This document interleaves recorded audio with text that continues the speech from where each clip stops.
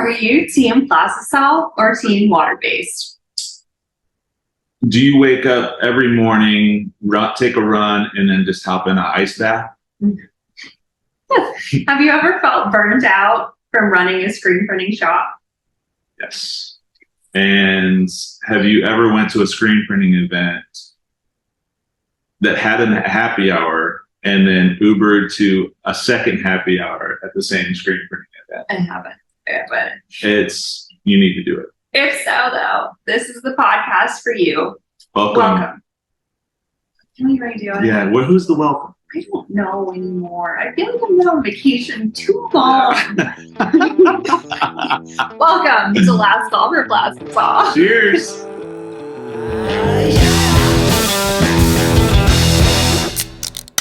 Hi guys, welcome to Last Call for Plastisol. I'm Christy Rossi. No, you have to start over. Start over. Hey everybody, welcome to Last Call for Plastisol. I'm Jeremy Ray. And I'm Christy Schellenberger. That's a new last name. Yes, I got my hair ready. We're excited about this week's episode as we talk to the inventors of MadeLab, right? Ryan Moor and Brett Bowden. It was such a treat to have them on our podcast, and we talked about everything. We talked about water-based ink. We talked about networking, burnout. Yep. And for some reason, ice baths. So I hope you guys will enjoy it. Now we're going to go into our sponsor reads for this episode, which we could not have this podcast without our amazing sponsors. So the first one is Blue Ridge Screen Products. So our big fan over at Friend, I say fan and friend. We're kind of fangirls. We're fangirls for Aaron over at Blue Ridge Screen Products, who offers all the latest and greatest products and equipment for the screen printing industry. He is awesome for us to be a partner with because we for all the different reasons, like if you buy a piece of equipment for him, he's always there for you. He's got great knowledge and advice from years of experience in the industry. Yeah. And you know what else is good? You guys use the promo code LastCall10. You will get 10% off your order. Yeah, so check out BlueRidgeScreenProducts.com. I know they also sell Monarch Ink. And they are another one of our top shelf sponsors, Monarch Ink. It's my favorite ink to print with. It's all my gals' favorite ink to print with in our shop. The mixing system and the online tools that they have to match PMS colors is incredible, easy to use. And if you ever have any issues with that, you can call your distributor, Blue Ridge Screen Products. Blue Ridge Screen Products, yep. So, yeah, I'm a big fan of Monarch as well. I have their mixing system. You have their mixing system too? I do. I love it. So cool. So check out Monarch Color if you don't know who they are. They got some great inks. And last but not least, we have our sponsor for our What's on Press Wednesdays, which is PMI Tape. And guys, check out What's on Press Wednesdays. You got an opportunity to earn some free advertisement because beer money, they're going to, participate in that. PMI has been great to give us some money to give away to you guys. Who doesn't like free money? And PMI is just a great product for us to... Great people, too. Great people. Over PMI. Absolutely. So, you guys, I hope you enjoyed the episode, and cheers. Cheers. Well, welcome to the podcast, guys. I'm Christy Schellenberger. Oh, that's right. She just got married last week. So she just got married last week. That's... I'm Jeremy Ray. This is Last Call for Plastisol. Today we got on the show Ryan Moor. And we're going to go through all their credentials, and then Brett Bowden from Printed Threads, but Ryan Moore's from Ryanette, All Made. So is Brett, really. Brett's from All Made, MadeLabs. Together they're MadeLabs, All Made, and a bunch of other stuff. We're missing a bunch of stuff, but Printed Threads is out in Fort Worth, Texas. I've been there. It's a massive shop. Really cool story from Brett. And of course, Ryan, we all know Ryan from YouTube days and training, and gosh, all that stuff's still out there. Yeah. It's like a decade old now, right? And it's still going. Close to 2. Wow, 2 decades. Wow. So lots to talk about today, lots to get into. We just were chatting offline about ice baths and the things going on at water-based camp. And really that's the reason why we kind of set this up in the first place, was to talk about water-based camp. So there's a lot to discuss and talk about, but really, man, like we just want to get into a little bit about both of y'all and about and what's going on in you guys' worlds with water-based camp. Brett, I know I just saw you on Instagram last night talking about, from Atlanta, you were doing like a skills program with high school students, or? Yeah, for about the last, I think, 7 or 8 years, I've volunteered to judge the national competition for Skills USA. And Skills USA is a program within high schools that is kind of creates a curriculum for like the trade programs. So if you're in cosmetology or automotive or culinary or whatever you might get to take at your high school to learn trades, Skills USA is kind of the authority over those. And there's like a regional competition, and then there's a state competition. If you win the state competition, you get to go to the national competition. And it's competitions in like every field, so you see people like working on cars, and you see people baking cakes and doing all kinds of cool stuff. But there is a screen printing competition as well that last year I kind of took over being I'm the co-technical chair. So myself and Josh Caruth, who's with Printing United, are the technical chairs for that. And so we were there kind of administering the tests, and also we spent our evenings with a great group of people kind of rewriting the curriculum and rewriting the tests so that it's just more effective and maybe more relevant. And we want to make sure that people in high school get that opportunity to learn this trade, because how great would that be for like all of us that are print shop owners to have someone that actually learned the proper things about printing to be able to step into our shops, and then also a great opportunity for those kids to be able to step out on their own and create their own business just like we did. Absolutely. I think it was our last podcast or maybe 2 podcasts ago. One of our buddies here in Charlotte, Dello from McFly Fresh, he's doing a lot in the Charlotte school network about that. About teaching kids. Charlotte Mecklenburg schools. He's doing well, I know he's going in like visiting schools and teaching, like doing sessions on screen printing and entrepreneurship as well. But then I think they're actually starting like this initiative to try to kind of getting into the entrepreneurship side and having him come in and speak to like, how do you go about doing a profit and loss sheet, and how do you go about just doing the different things that are involved in business other than just the screen printing side of things too. So he seems to be heavily involved in that, and that's kind of his passion. This guy's pretty cool. He went, Ryan, you guys appreciate this. He's from the Congo, and he went to the Congo like 10 years ago and taught kids how to screen print with berries. And they did. Oh, wow. That's old school. They went berries and like rudimentary equipment and made t-shirts, and then did a fashion show. And that fashion show like caught on with some of the kids there, and they decided, like some of them, the people that he taught how to do it, he was like, hey, listen, here you can be like somebody else, that you don't have to be a victim of your circumstance kind of thing. And he just got invited back by one of the kids he taught 10 years ago to be a part of his fashion show. That's cool. Like, come full circle. Like that kid took it and ran with it. And what a cool story. So, you never know where those little screen printing seeds will bloom into. I'm one of those high school kids that learned in high school. So yeah, and I was reading both of your bios. You both were in bands, and almost everybody I know in the screen printing world, not you though. Yeah, I'm not in a band. I was in a band.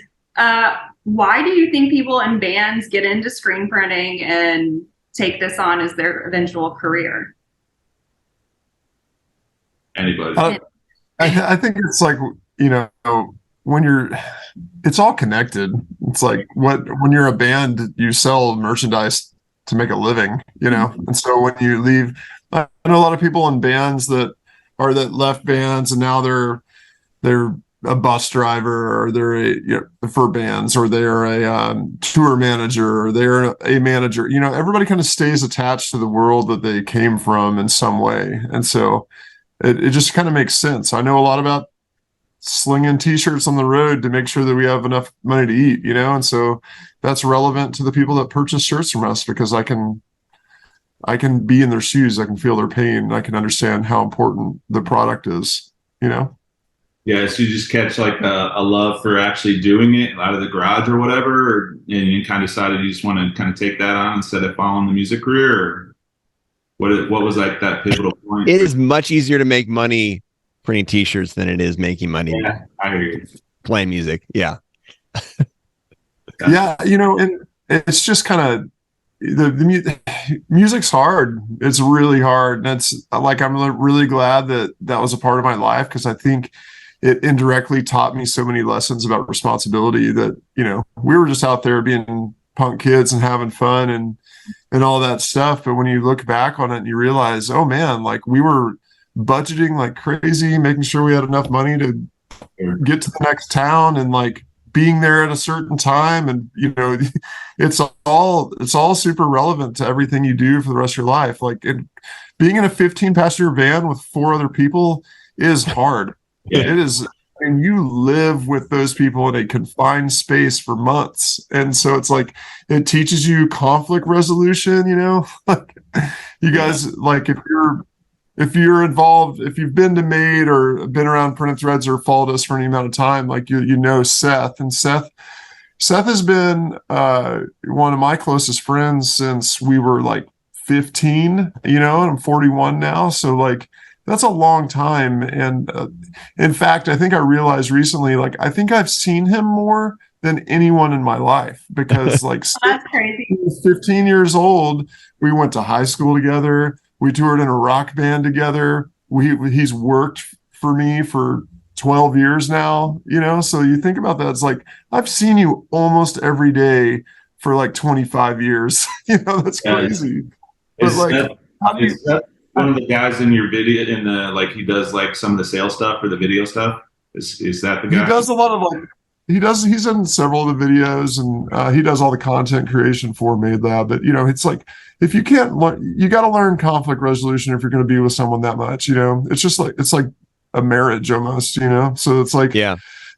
We just learned so much from that experience. But kind of going back to your question, like it's hard. Like it's hard to make money. There's only a handful of bands that make a lot of money, and you're gone.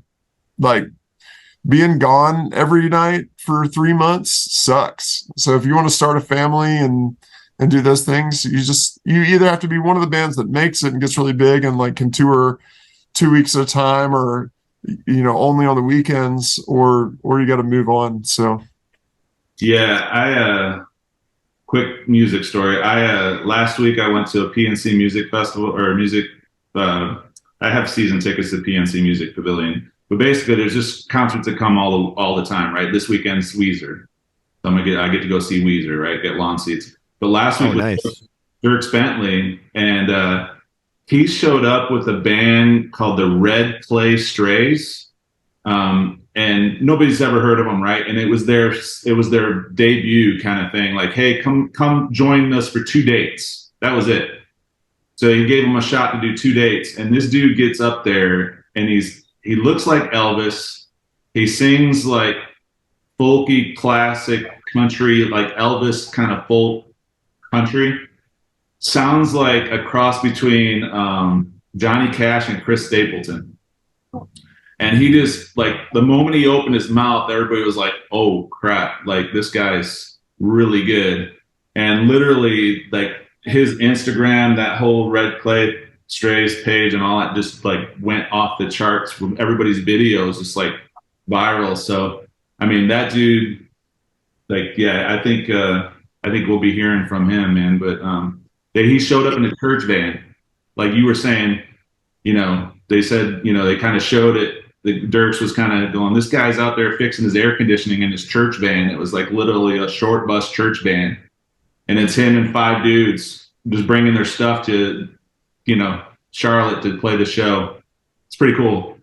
I, as a musician and as a screen printer in this business, like when somebody has it, something special, like you just know. Like I remember seeing Sum 41, they played 3 songs at the beginning of a Saves the Day tour, and like I was like, these guys are gonna make it, because they just had so much energy, and and then actually the first time we ever sold an all-made shirt or printed an all-made shirt, we saw this band just at this side show at South by Southwest called the band Lawrence, and it was like that. Like this girl had the most vocals. Like she looked like she was 15, but she just sang like just so deep. And now she's done Disney movies. They like testified in that recent lawsuit that went in front of like the Congress. Like they're selling out huge venues. So you just know sometimes, but I give it up to the bands that do that, because it is, like Brett said, it's when you have kids and you have a family, it's hard. And so,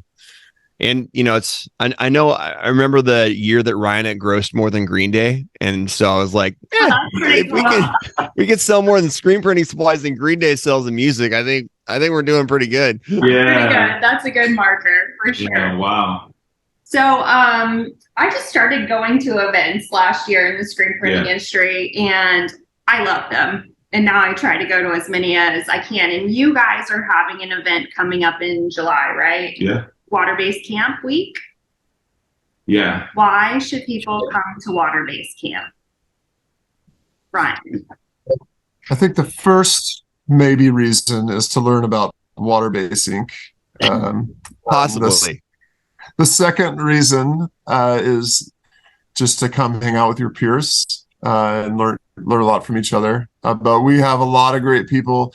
Maylab is this kind of crazy thing, and it's almost hard to describe a little bit. But I was sitting with some guys the other night, and I was like, man, we just kind of have this dream team of like amazing printers and cool people that work for us, that are with us, and I mean, it's just really cool. Like you can come here. We've created this facility so that people can come and gather and learn a lot, and then become allies. Essentially, like if you work with us, we're gonna, if you send us a message or whatever, now you have someone like that you feel like you can trust to ask a question to, and so that's a big part of it. But Water-Based Week, we took some tips off. This will be our 3rd water-based camp. We did our first one, I believe, 2019, right before the pandemic, out in Sacramento at Tom's former shop, Motion Textile, which is a beautiful, man, such a cool facility.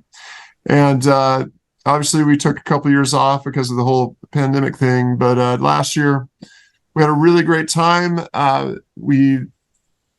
What we realized, though, is there's a lot of people that are kind of beginners in the water-based space, and there's a lot of people that are really looking to like take it up a couple notches. And so we wanted to divide it out so that if you're not like super knowledgeable in the water-based, you can come to our WB Basics 2-day course. And if you're like Water Basics, it's water basics. And so if you're already in it and you just want to learn more and kind of be around that crowd of people that's already doing it and pushing each other, then you come to WB Camp. And if you're like, man, I just bought in, I want to go to Texas for a week where it might be 110 degrees outside and just really enjoy my life, then man, come to all 4 days and we're going to hang out and have a great time. Yeah, I love that you guys split it up into 2 sections. Like for me, I'm Team Plastisol, but it's mostly because I just don't know a lot about water-based ink. So going to something that's very advanced is pretty intimidating for me. So, and I know there's a lot of printers like me because Plastisol is so easy to work with that would be in that camp too. Yeah, we wanted to make sure that we did it in an environment like Texas in the middle of the summer. So that was like, we really stressed the issues of water-based printing, which is the easiest to print when it's 111 degrees out. No, just kidding. We have really good. It's not. Yeah, we have really good air conditioning at the lab. Very fortunately. So that's the thing is I read a book by some guy, Made to Make It, and And he you know, I saw in there where there's Ryan's, your book, is there was people doing just only water-based and kind of having this niche, right? And I'm not sure, was it Superior Ink that you were doing? I was somebody like that was Rockford Art Deli. Okay. I think. Yeah. So so I was like, heck yeah, man, I'm gonna be different and I'm gonna do water-based. No, that was Forward Printing. And they're actually full circle. Kevin's helping to teach the WB here. Awesome. So yeah. Yeah. So I got into, like, I was doing the Matsui stuff for a while. We went to that class together at Yeah. TechSource. Yeah. Mhm. Yeah, we did that. So TechSource is like a local company, was doing some water-based printing stuff. We ended up just going and doing this thing, and I went all in, right? But like, it is literally 110 degrees in South Carolina some days, and you know, the wind blows wrong, the air conditioner is not right, and we're screwed. So, I mean, I did it for the longest time and struggled. I did it manual, and then I got an auto, and I was like, all right, this is not as easy as it was on the manual, because I had more control, I felt like. And so I just got a little discouraged, and I just, all right, we'll niche out of this and go back to Plastisol. And that's where I kind of hung out for a while. But now my shop's grown, and I'm like, all right, time to get back into it. I see that, you know, the high solid acrylic stuff's out, and it seems to be easier to work with. So, so I'm looking to kind of get back into it, even though I was down that rabbit hole for a long time. But yeah, that's why I'm a huge fan of water-based printing. I never, you know, if you look at my old Rhinet videos, I would wear like dress shirts. I wasn't a huge fan of t-shirts. Just like, didn't like the way they feel, didn't like the way they fit. And it wasn't until like I put like on an American Apparel shirt with a water-based print and like actually did it myself. Cause I would find these shirts like at Value Village or like, you know, these like used outlets and be like, why does this shirt feel so much different than the shirt that I print or the shirt that I get at a trade show or whatever like that. And when those two things marry together, like a nice ring spun cotton and Bella canvas, and all these shirts started going from like just rough, you know, cardboard to soft and comfortable to wear, fitted. And then you put a water-based print on it. There's nothing better than that. And there's the reason why, you know, we've got the opportunity to work with all the big brands, Nike, Under Armour, Adidas. There's a reason why they spec only that, you know, it's because it does create a better quality print at the end of the day. It's harder to get there, but it does a better job. You know, it's built differently. And that's one of the things that we'll really dive into in the camp, and then really lay the base level of in the basics course as well. And I heard you guys have some fun when you're out there too. What kind of events at night, networking events do you have planned? We don't do fun things. Yeah, very, very strict regimented time, early bedtimes, earlier start times. Running every morning, then an ice bath, and then Brett's a big fan of both of those things, right, Brett? Yeah, I really like getting up in the morning and running and taking ice baths. But no, I mean, we'll be creating opportunities to go do fun things. I think specifically for WB camp, we will be doing a VIP dinner that you can buy a ticket to the dinner, which is, you know, something reasonable, but we'll go eat a good dinner and have good friends and fellowship and drinks and all that stuff. And then we'll create opportunities for all the evenings, for a place for people to go. Fort Worth's a cool town. We're right downtown Fort Worth. There's a lot to do. So yeah, it'll be a good time for sure. If you want to go cowboy up and get yourself on a bull, I'll arrange it, you know? Brett, last year, was WB camp the one that we did the post that it was like 110 degrees out and it was just like No, that was a rock made to rock, but last year we got really lucky and we had a beautiful rooftop bar and the weather was like 80 degrees, which didn't make any sense. But that's right. I was at Print Hustlers, so I participated in the festivities there at Printed Threads, and got to Yeah. see labs and got to see it all, and been through your shop, Brett. Are you successfully printing water-based there like daily, or are you more Plastisol? What are you doing? We do a little bit of both, you know. It's funny, when I started printing threads, I only printed discharge and water base. And the reason was, you know, we were printing on a manual press in a garage, and it was like, cool, we don't have to print an underbase, you know. I would print discharge ink on a shirt, and then it was kind of like, you know, over time, when you're like having to work with bigger brands and stuff, you're trying to nail Pantone colors, okay, well, let's introduce some more Plastisol so that we can like make sure that we hit these marks and print on every kind of shirt. Because obviously, I remember one night it was like 2 a.m, and I'm trying to print a discharge white on a turquoise shirt, and I'm like, it's not working, and I'm dumping the ink out, I'm remixing the ink, and just pulling my hair out. Like, I cannot get the print to look white. It's like gray. And I remember calling my buddy the next morning and being like, man, I could not get this to work. And he's like, oh yeah, you can't discharge turquoise. And I was like, son of a gun. It would have been really nice to know that. But so yeah, but still today we still do a lot of discharge. We do some HSA. It all depends on really what the customer wants. We're not like a dialed in HSA shop. We're not like Night Owls or Real Thread or something like that is like just printing HSA all day long. But we do some of it. We do a lot of discharge and a lot of Plastisol still. So all three. So this is a good transition here. So Made Labs, you guys' original purpose for that was like to do testing, right? On shirts for what, Sanmar? Or specifically All Made at the time or something? Were you doing like testing for like how things print, you know, how different techniques print on those types of shirts? Or is yes, no? Yeah, so so Tom and I used to be involved in an organization called the Ink Kitchen. And the Ink Kitchen was Tom, myself, Rick Roth, and Pam, who's Rick's wife. And the whole goal of that was to create a safe place for people to get information. So we had a blog with a bunch of information. We'd go to trade shows. We'd curate these events called shop talks.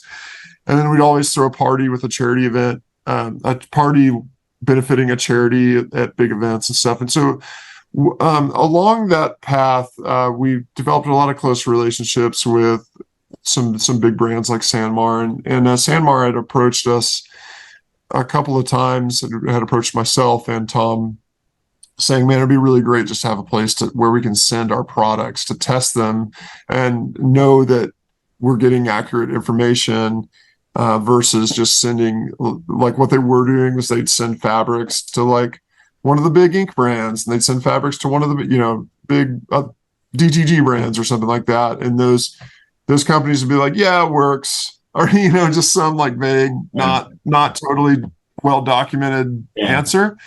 And so they wanted a place that we could do that. And so we presented the idea to kind of create that with the Ink Kitchen. And we didn't all see eye to eye on what that should be. So we decided to kind of start a different company that would specifically do that. And that became Made Lab.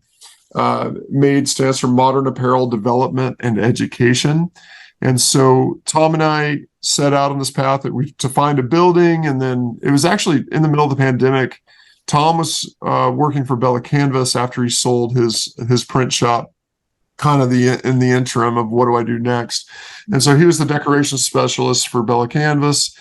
And he was coming out here several times because, well, we couldn't do on-site education or anything. We were just trying to figure out ways to make content. He was coming out and we were doing some crazy prints. So I don't know.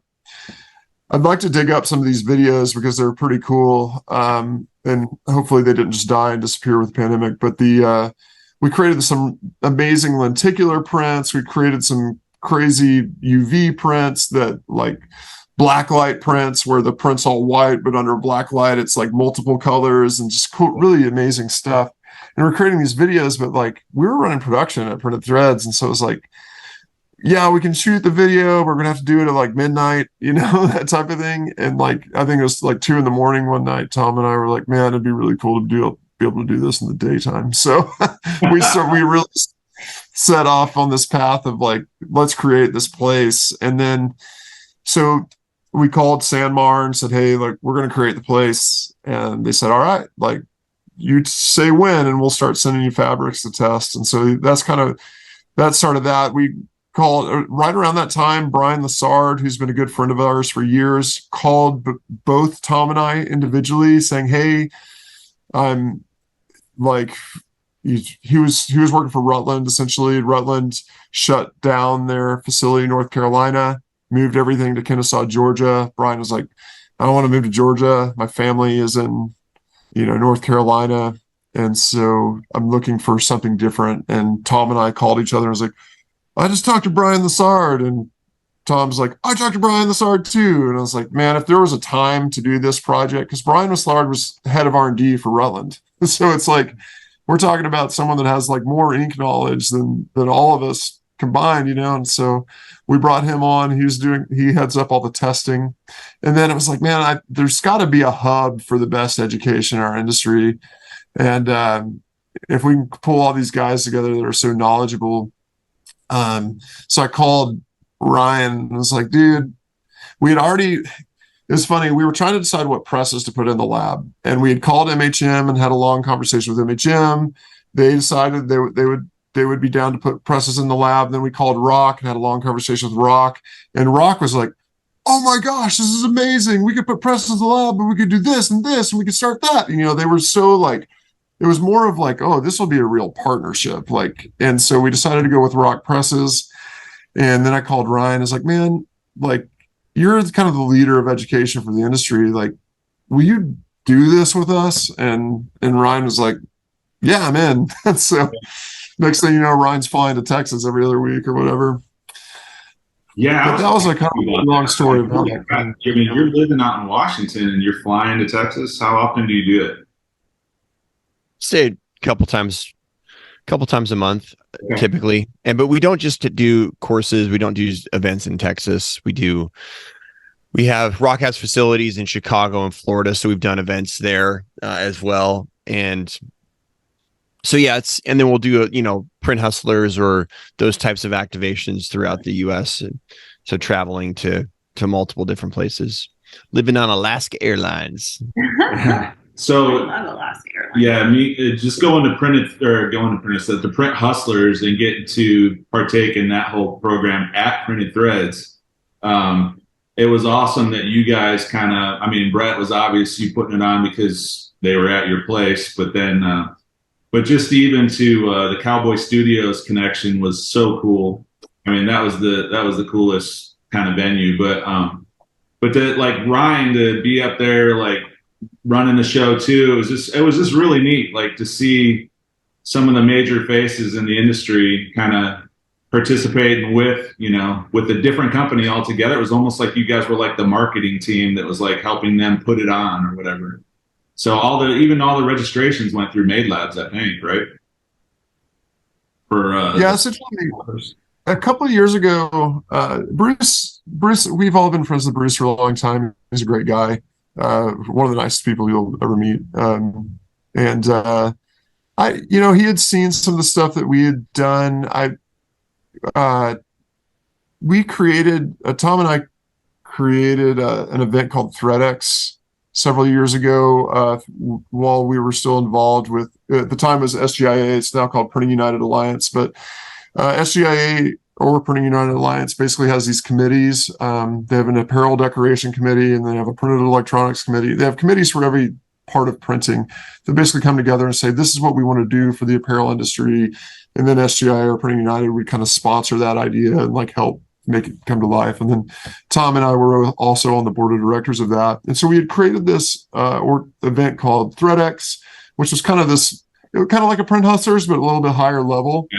And then we had created a WB camp, and we were just working on kind of creating more events like that. And Bruce came to me at some point and said, man, like, this is like, I know he's like, this is a lot on my plate that I don't necessarily have a lot of time to dedicate.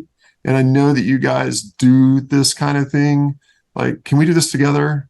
And so basically Made Lab kind of came on as the curator of Print Hustlers. So, so last year in Fort Worth and the year before that in Chicago, we helped out with, and then we're actively planning the event for this year, which will probably be in Los Angeles the first weekend in November. So, yeah, I heard rumors about that. Is that so like Long Beach area, like the? So we're probably going to do it in Newport Beach, because we're like, let's find the cheapest part of California and do it there.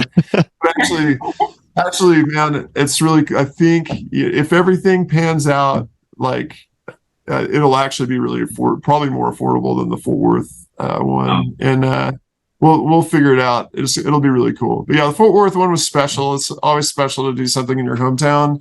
And I have a lot of connections here, so it's like it was easier to put together probably. But yeah, now I'm like, I got to fly to California to iron all this stuff out. I'm like, I don't know when I'm going to do that, because we got Made to Rock next week and July 4th. So we it's busy. We have a happy hour at Printed Threads after like the initial kind of contact for, and everybody's at the happy hour and they're like, and then Brett comes and goes, hey, everybody, like Uber on over to this restaurant. There's a second happy hour. It was like the second happy hour with dinner or whatever that was, like open bar till like 11 o'clock. And I'm like, I've never Ubered from one happy hour to another happy hour. Like it was a first. Was that the Post? It was at the Post. Yeah. Oh my gosh. Yeah. That was nuts. That was a good time. Yeah. Good time. Did you go to the Joe T. Garcia's dinner? No, I didn't. That was the next. No, I ended up that was the tequila place. Yeah.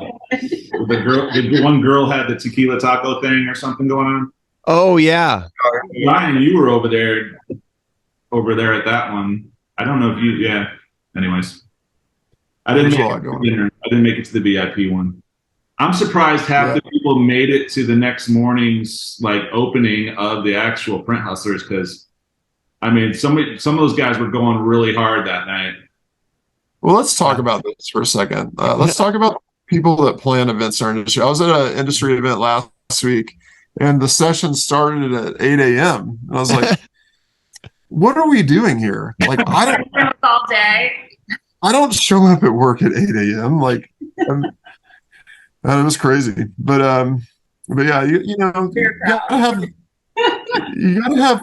gotta have some advisors on the back end of this thing. You gotta have like the attendees advising the committee, Well, let's pitch your new idea, like, and see what they think about it. Okay, I'm ready. What's your new idea? What is my new idea? your new idea about how to like readjust the schedule for like a Print Hustlers or an industry event to do it in a different time of day. Oh yeah. So while we were in Nashville last week, I got a great kind of like my wife and Eric and Val Solomon and Ryan that were Printed Threads. Like we took a cool tour of a I don't even want to say it because I don't want to spoil any surprise. We've got a VIP tour of a cool place. And they're like, we can't really, like, if we do an event here during the day, then we have to shut it down and you have to pay like a pretty high hourly rate. But we can do an event here in the evenings and then it's, more affordable and all this stuff. And it was a cool place. And I was like, man, also being at that event last week, I'm thinking about like, this is a weekday event and everything starts at 8 and ends at 5. Like, how stressed out is every business owner in this room right now? Because they feel like they need to focus on the content, but they're like getting these emails and they're blowing up. Like, what if we did an event in the evening? And so the only pushback I've gotten on it is, what if everybody shows up wasted? It's like, I don't know. I guess we'll have to I guess we'll have to deal with that when No, the time What if- comes. I like that idea because I'm on the Gildan Board of Decorators this year, and when they take us, it's 7 o'clock in the morning till 11 o'clock at night. But then we're all just sitting there all day, like trying to find time to answer emails and stuff and fit it in. And then by the end of the week, we're spent, you know. So Yeah. So what do you think? Would printers be responsible enough to not show up well, at a 5 o'clock event wasted? I would love it though. I would that love would it be if something fun. was at night. Like she was telling me about an ink and drink. I mean, why not, right? Mhm. So Yeah. Yeah, I think it's a good Wow. idea. I think I know for me myself, it's a lot easier to focus and like have attention when just the day's over. So Yeah. I think it's a good idea, Brett. Let's do it. yeah, I for like sure. it. So, all right, Made Labs. You said there was one in Chicago. I know the Multicraft up there, Multicraft Daddy or whatever they call him. And then you got one in Orlando too. Yeah, those are rock facilities. Okay. So Made will do a class. We'll come into the class and we'll do it. This is not actually Made Lab facilities. Okay. The Made Lab is Texas, but Yeah, straight up. we'll do events to kind of spread them out in order to just we have another friend, partner that's going to be opening up a really nice place. So we may be doing an event there sometime. So Nice. yeah, it's ability to get on out there. I know you did a really cool open house, Jeff.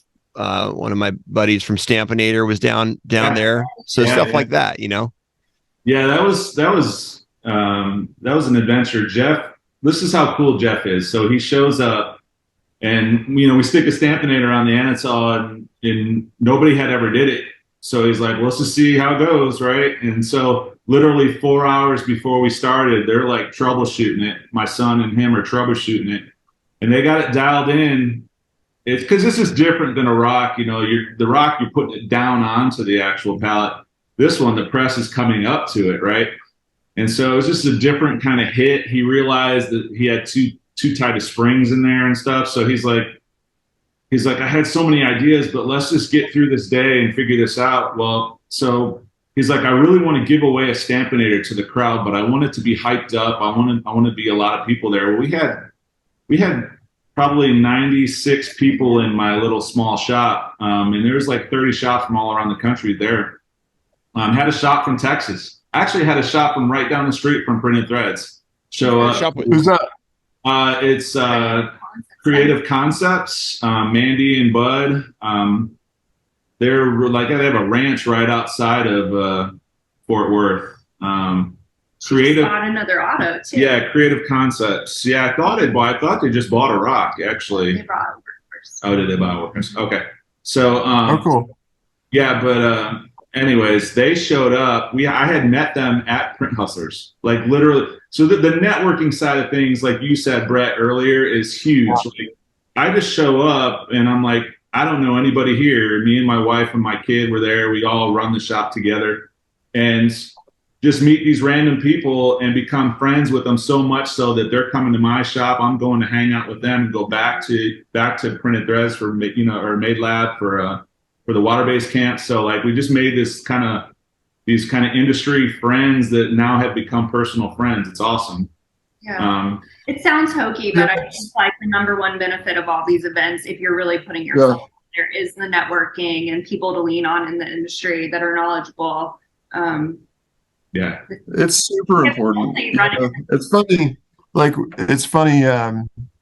So the way that like Ryan and I have known each other for a long time, but Ryan, we were my wife and kids took this giant RV trip around the country in 2015 or 2016, and Ryan was like, hey, when you're up in the Portland area, you can just park in my backyard. And I was like, okay. so he's we like park. No, he's like, no, we'll just find a camping spot. And I'm like, have you booked one yet? And he's like, no. I'm like, Christy, you were saying this earlier, like, it's nice for 45 days here during the year. So like everyone goes camping. You're never going to, he's like, no, we'll find one. I'm like, okay, well, if you need my backyard. Yeah. That's right. So anyways, we ended up parking our giant fifth wheel. 45 days like both my kids, I lived in Seattle when I had them, and they're both summer birthdays because I wanted to be off those 45 days both those years. Yeah. So anyways, we park our giant fifth wheel in his backyard, which was a huge challenge in and of itself. But when my wife first met Ryan, she was like, we were talking earlier about Ryan, like the early days, Ryan's like wearing like collared shirts and, so when my wife first met Ryan, she's like, I'm kind of surprised you guys are friends. It's like, but anyways, she loves, opposites attract, Brett. Opposites attract. That's right. And our families love each other, and everything is, it's just so special because it's like when you meet other entrepreneurs and people that are in the same space and in the same life space as you, it's like really therapeutic because I don't know, when you have something in common with people, it's really helpful. And this last weekend, the last 2 weeks, I've been at events with Justin Lawrence, who owns Oklahoma Shirt Company, and we're also very similar people. And it's just so nice to be able to sit and be like, man, like when things are hard, you got to have someone to talk to that knows what you're talking about. And then when things are great, you got to high five somebody, and sometimes like, it's, your spouse is obviously that person every day, but like sometimes it's nice when you can like say some specific issue and someone knows exactly what you're talking about because they're dealing with the same issue. So yeah, Jeff ended up showing up and he's like, I want to give away a Stampinator, and I had an MC hosting the event that was just a friend of mine, and I was like, it's cool that you don't know anything about screen printing, so that you can just kind of be like not caught up in everything, and you can just actually help run the show. He's an entrepreneur. He's got a business out in Alabama. But he's like, yeah, cool. And so Jeff goes, I just want to give away a Stampinator. He's like, he goes, but there's a bunch of manual shops. The guy that has no clue about screen printing goes, there's a bunch of manual shops here. What if they win? Yeah. And he goes, oh, well, we're actually developing one for a manual, but it won't come out until July. So I guess if a manual shop wins, they're just going to have to wait. And I was like, all right, cool. Let's just do it that way. And then he goes, screw it. Let's just give 2 away. So like he ends up giving away 2 Stampinators right there. So like it turned out to be the coolest event ever because I had generous people like that coming and showing up and just doing that kind of stuff. So it's a great event. I heard tell that he may give a Stampinator away at Waterbase Camp. Yeah, I heard tell that. He's cheering and squealing here. Yeah. I don't know if they like the free ink or the Stampinator. Yeah, we were giving away a ton of Monarch ink too, and they absolutely love that. Like, yeah. That pays for the trip, man. Yeah. I think what you said, I heard this on a recent podcast that you guys did, is that the brewery industry, it's very collaborative and people like are sharing their ideas, letting themselves come into each other's facilities and sharing recipes. Obviously there's some proprietariness there, but like that's a really good example. And it's been really cool because when I got in the industry in 2004, it wasn't like that at all. It was like super like, and I think there's areas of the country and there's certain shops that are still not like that. But what you're doing with these events, or what Made's doing, what Print Hustlers is doing, is really bringing the community together, and the rising tide kind of lifts all ships. I talk about this a lot, but there's about $200 billion of printed apparel sold in the US annually, $200 billion. And collectively, all of us that do it custom is about 10%. So 20 billion. So we have like collectively $180 billion to go get, we just got to, figure out more unique ways to do it. Yeah. When you walk around, everybody's wearing a t-shirt. So there's plenty of money to go around. Unless Ryan's there, he might not be wearing a t-shirt at all. I that you weren't wearing a black t-shirt with nothing printed on it, Ryan. You guys both know that's the standard wardrobe during these events, though, right? Pretty much. That's right.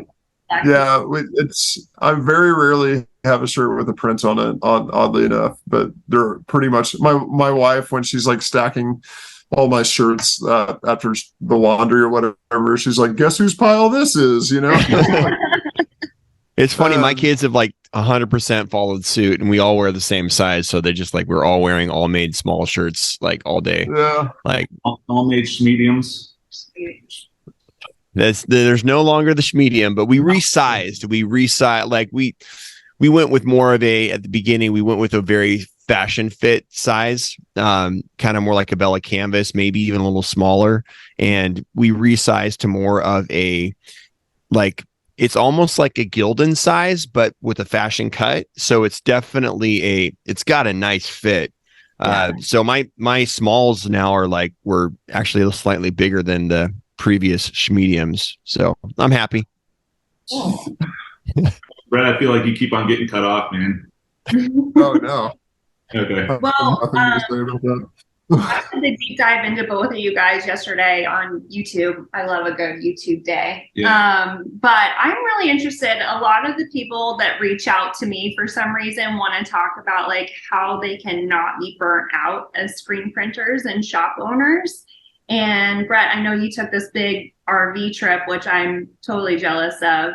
But any tips that either one of you guys can give to shop owners, small shop owners, medium shop owners, on how to avoid burnout?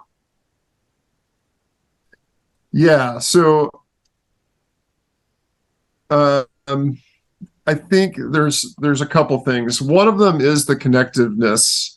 And I think what I was going to say earlier is just going to a trade show or going to an event like this. Yeah, you may pay $1,000 to get there after a hotel and flight and all that stuff, but you're gonna come back with more than $1,000 worth of knowledge, because you're gonna not make $1,000 mistake, because you're gonna learn from somebody else and those types of things. Being able to connect with other business owners that do what you do or that don't do what you do is super important. So there's a lot of great business leadership groups out there.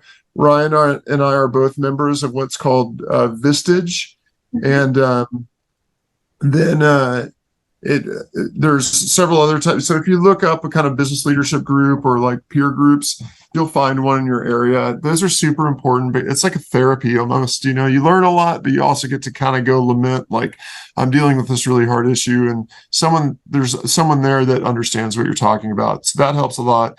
And then having a hobby that has been a huge challenge, is making sure that you stay active in whatever you're interested in that's outside of what you're doing. Ryan is he's addicted to exercise, and so it's actually become a little bit of a problem. He gets shaky if he doesn't get to exercise, but I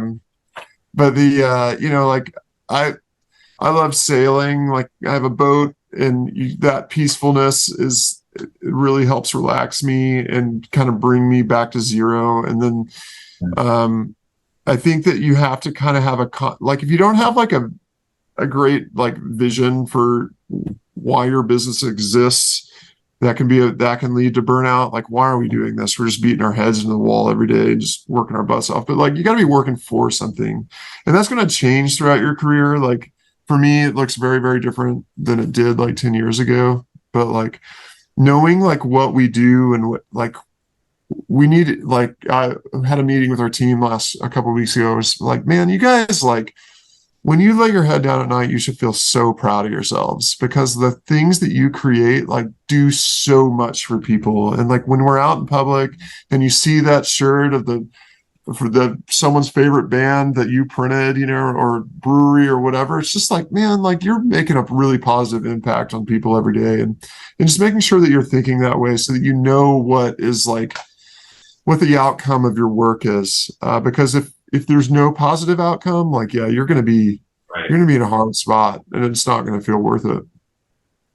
Yeah, I've kind of quoted Steve Jobs a bunch of times, and it's the same thing over and over again. If he says, if you don't have a passion and a love for what you do, when things get hard, you're going to quit. And so that, it's really just that passion and love for what you're doing and finding those joys out of it, right?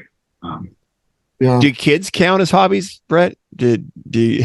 You know what? I think that's Well, where I'm saying like a lot of my focus has changed over the last decade, it's like, yeah, like, you know what? Like my son is 15, plays in rock bands and that's what I'm doing this weekend. I'm going to go see him play tomorrow, or my daughter is like, she's 13 and she's acting and she's in plays all the time. And then, my 9-year-old is just this like fun, creative mind that's just so fun. Like we watch this show. It's on Discovery called Building Off the Grid. And so like, he'll be like, Daddy, can we watch Building Off the Grid tonight? It's like that, just that time together. And of course, like, just this whole week that I was gone, I've been gone a lot lately. And like this whole week I was gone, I just like could not wait to go home and just like squeeze my 3-year-old, it's like, they bring you so much, like our kids just bring us so much joy. And so being able to spend time and focus in on their hobbies has been kind of just so rewarding. I love that. It is cool when your kids start to take on the things that you like to do. Yeah. So couple of my boys, one of them likes to make YouTube videos. So I like pay him to help me make videos. Where you get that from? Yeah, I know, it's weird. And he went to Ryan yesterday and he saw the silver play, but he was helping me make a video for water based camp and he saw the silver play button. He's like, oh, like petting it. Yeah. And then the other two like to play basketball and the super active. And to that point of like, I was Zach Acorn, the can of corn on. Yeah. I'd been doing a lot of stuff with him. Started with exercise challenges with him, and then now like we teach classes together, and he's a huge help with Made Lab classes, and our rock team as well.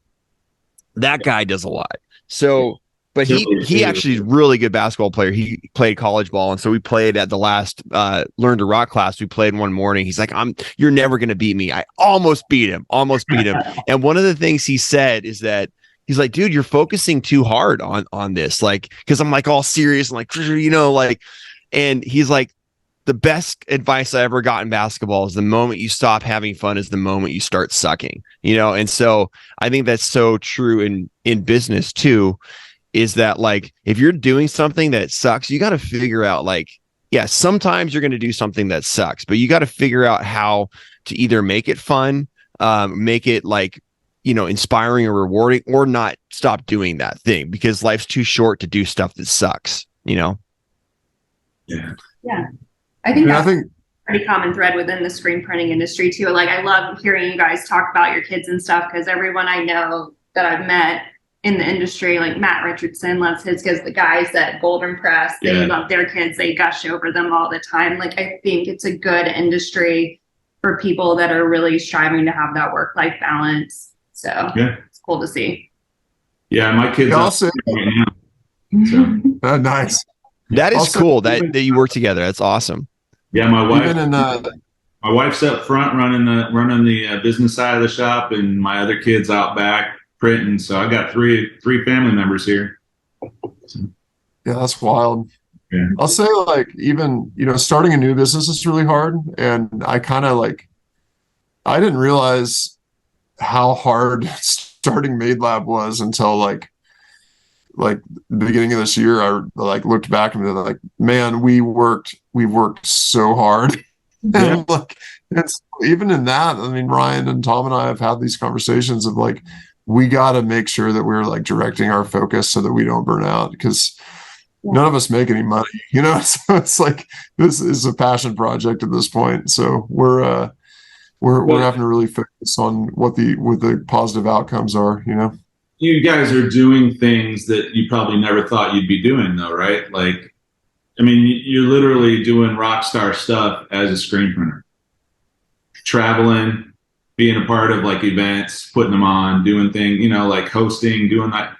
Like people are looking at you and you're kind of emceeing and kind of heading up major events in the industry. I mean, you guys are still kind of doing the rock star thing, but not in the same maybe way that you thought you would or dreamt about, So it's pretty cool. I love the one of the most special things that to me about Made Lab is that we're not a distributor, we're not a manufacturer, we're not a when I was doing everything through Ryonet, it's like, hey, that's the guy from Ryonet, you know. It's like, and then same thing with Rock, or even with All Made. Like, everyone wears a t-shirt, but you know, it's like All Made's competitive in the market space with other brands. So you get this competition of like this ink versus that ink. And MadeLab, we print on all the different types of shirts. We use a lot of different types of inks. We try to keep our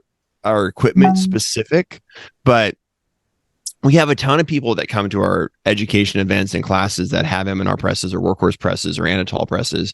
And so it's because it's more about the process than the piece of equipment that you're doing it on. And that's one thing that's really opened my mind, and it's confused a lot of people. It's like, hey, why is that guy from Ryonet talking about Matsui ink, or like, you know, but like, it's like the rising tide kind of lifts all ships there. So in Made Labs, I first of all, Christy, if you got to go see it. You got to go see Printed Threads too, and they're right next door to each other. It's like right in the back parking lot, right? It's basically the same back lot. Cool train goes by all the time. Probably not cooler than Brett, but I think it's pretty cool. But yeah, no, this building was nothing, and you guys like turned it into like this masterpiece of. And I'm sure it was like a huge undertaking, Brett. You did that. Gutted that place out. I don't even know how you got all the power to run everything there, but like you go in there and there's like, you know, there's logos all over the wall of all the different, like Ryan's saying, it wasn't just like Ryonet stuff. It's not just like, it's Matsui's written across the wall, right? Like there's, you know, Sanmar and all these different chemicals and things kind of there. It's pretty cool. There's, of course, a lot of rock. The oval's awesome, but it's really fun to change the platen tape on the oval. Yeah. Oh, really? Volunteers for that. Yeah. Did see a video of you signing one. Oh, oof. Yeah. That is a thing. That is a thing that I think Richard and Zach and Miguel all have to do now. If you print a platen, you have to sign it. Yeah. I've got one hanging on my wall right now from one of my printers. Listen, I'm in my open house and I'm like, whatever you guys do not print on a pallet. Like, do not do it. And we're in That's when it happens. In the middle of a talk. Pop! Yeah. Everybody's head shoots around and he's like, oh my God. Oh no. Goes up. That's when it happens, man. Yeah. It always happens when people are watching you. That's when you like let your guard down and get nervous and do things stupid. Yeah, and he's like, I'm such an idiot. Like, and then the other day, my wife walks in and she goes, hey, what job you printing there? And he's like, oh, I'm doing this. And he's like, and she goes, so did you think that it was a problem that you're printing white ink on a white t-shirt? And he goes, yeah, that is kind of weird, you know? And she's like, all right, that's coming off. It's hanging on the wall. So like literally his white ink on a white t-shirt is hanging on the wall right now, and he signed it. So I don't like, yeah, it's a new trend. Yeah. We're done with black on black. Yeah. I've done a few of those prints. It's different. Yeah. It's different. Works. Yeah. It's funny. Well, we always do when we're ending our podcast, we ask our question of the day, which is what's your passion and what's your purpose? So, Ryan, what's your passion and purpose? My passion and purpose is just seeing things get better, seeing things grow, and it really just, it could be anything, you know. And my answer to the previous question was, how do you not get burnt out? You get in the ice bath is how you not get burnt out. It's the opposite of burning. No, but that's all about personal, like, growth in fitness or growth in your personal life. We are all dying every single day. Like humanity, like as soon as you're born, you start dying. And it's so the only way you can reverse that is to grow. And the only way to grow is to push yourself. And so whether it's in the industry or whether it's with fitness or whether it's with music or business or anything, seeing growth and being a part of that, enabling that is what I'm really passionate about. Awesome. Brett, what about you? I love helping people. It's just like, when I did that whole Simon Sinek thing to describe, what's your why, type of start with why. It was like, what is it? And then when I really started thinking about it, it's like, man, I just love connecting with people. I enjoy it, and I love helping people, and I love making things better. Like, it's just when you see that like new business down the street, you're like, man, I just like, I know that guy's or that gal's like doing something hard, and I just want to support them. It's all about that and connecting with people. And it's been so awesome. Like, even with my family, my wife and kids, like being able to bring them into the mix of just like cool, like tomorrow is this big music festival in Dallas, and a bunch of my son's favorite bands are playing. And so like, dude, here's passes, it's like you being able to connect and then like bring your friends and family into that fold of like connectiveness. I think it's so fun. So that's what I wake up getting excited to do every day. Oh, I love it. Well, you can Zig Ziglar quote, you can have anything in life you want as long as you help enough other people get what they want. Yeah. Great quote. Yeah, start with helping first. Community over competition. I'm looking forward to networking with you guys and hanging out with you in a month at Water Base Camp. Is there anything else you guys got going on in the meantime for Made Labs that we need to know about? There's always something going on at Made Lab. So follow us on Instagram at madelab.io. Follow along our website for events. But yeah, there's going to be, like I said, I think we're going to be announcing Print Hustlers pretty soon. We've got all kinds of events coming up for the rest of the year. And yeah. I think you gave away. I think Bruce is going to go, hey, what are you doing, dude? Nobody's supposed to know the location yet. So. Oh, oops. Didn't get the memo. Rewind. If you're just catching this now, you might have to rewind. But that's the Easter egg on this podcast. Cool. Yeah, thank you so much for having us on, and looking forward to hanging out with you at WB Camp. It's going to be a good time. All right, thanks, guys. Cheers. Cheers. Bye. Have a good weekend.